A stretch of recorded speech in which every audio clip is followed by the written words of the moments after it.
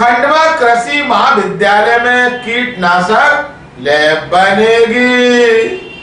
देश प्रदेश में सब्जियों व फलों के रकबे के साथ उत्पादन बढ़ा है। इसके पीछे बड़ी वजह फल सब्जियों में कीटनाशक का ज्यादा उपयोग किया जाना भी है।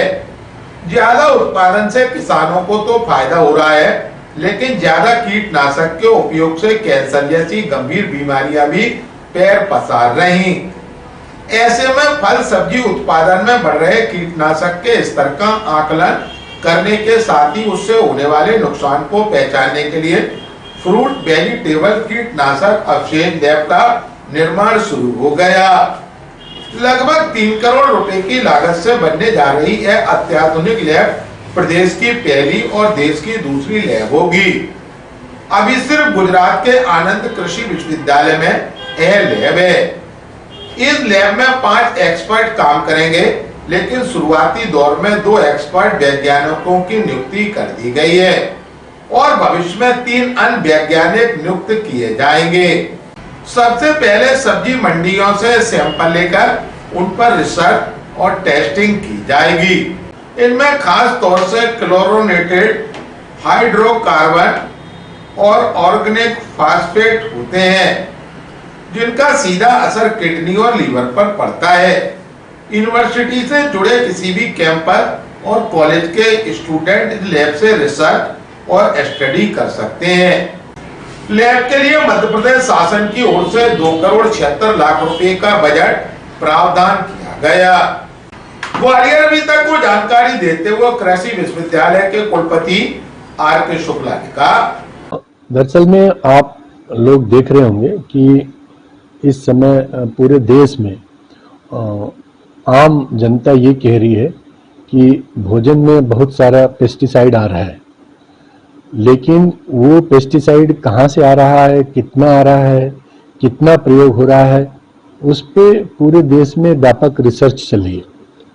मध्य प्रदेश में हमारे जो किसान कल्याण एवं कृषक विकास विभाग है, वहाँ से माननीय मंत्री जी जो ऐदल सिंह कंसाना जी हैं, उनकी तरफ से हमको एक नया परियोजना मिली हुई थी। उसका काम अब हम लोग शुरू कर रहे हैं। वो परियोजना थी कि पेस्टिसाइड अवशेष लैब तैयार करें।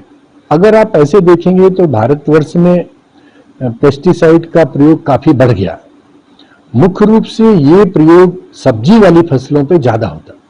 सब्जियों में भी अगर आप देखेंगे तो मिर्ची जो है उसमें सबसे ज़्यादा पेस्टिसाइड का प्रयोग होता है। नंबर 2 पे जो प्रयोग होता है वो टमाटर में, उसके बाद में गोभी की फसलों में होता है और अन्य जितनी भी सब्जियां हैं उनमें भी काफ़ी प्रयोग होता है। अब सब्जियों के में इतना ज़्यादा प्रयोग होने से जो हमारा स्वास्थ्य है वो लगातार खराब हो रहा है। उस पर अध्ययन तो बहुत हुए पूरे देश में, लेकिन मुख्य रूप से अब हमें ये तय करना है कि ये जो पेस्टिसाइड डाले जा रहे हैं विभिन्न प्रकार के, उनमें से कौन सा पेस्टिसाइड ऐसा है जिसका अवशेष ज्यादा रह जाता है। क्या उस पेस्टिसाइड को डालना बंद करवाया जाए, भविष्य में पॉलिसी डिसीजन लिया जा सके, या कितनी मात्रा में डालने से अवशेष ज्यादा बढ़ता है और कितना हम उसके प्रयोग को राशनलाइज करें। इस प्रकार के काम करने के लिए एक हमने खंडवा महाविद्यालय में, जो कि राजमाता विजयराजे सिंधिया कृषि विश्वविद्यालय ग्वालियर के अंतर्गत आता है, वहां पे एक पेस्टिसाइड रेजिड्यू लैब तैयार कर रहे हैं। उसका काम शुरू हो चुका है और उसके जो हमें मशीनरी लेनी है उसकी खरीद फरोख्त का काम भी शुरू हो चुका है। तो वहां पे 2 वैज्ञानिक भी नियुक्त किए जा चुके हैं, इसके लिए आइडेंटिफाई किए गए हैं, वो उस पर काम करेंगे। तो हम लोग देखेंगे कि मुख्य रूप से जो सब्जियां किसान पैदा कर रहे हैं, पैदा करने के बाद में उसमें कितनी मात्रा में ये जो इंसेक्टिसाइड पेस्टिसाइड का जहर है वो हमारे भोजन में जा रहा है, उसका हम एक व्यापक रूप से न सिर्फ परीक्षण करेंगे बल्कि अनुसंधान करेंगे। अनुसंधान इस बात पे करेंगे कि हम पेस्टिसाइड को कैसे राशनलाइज कर सकें।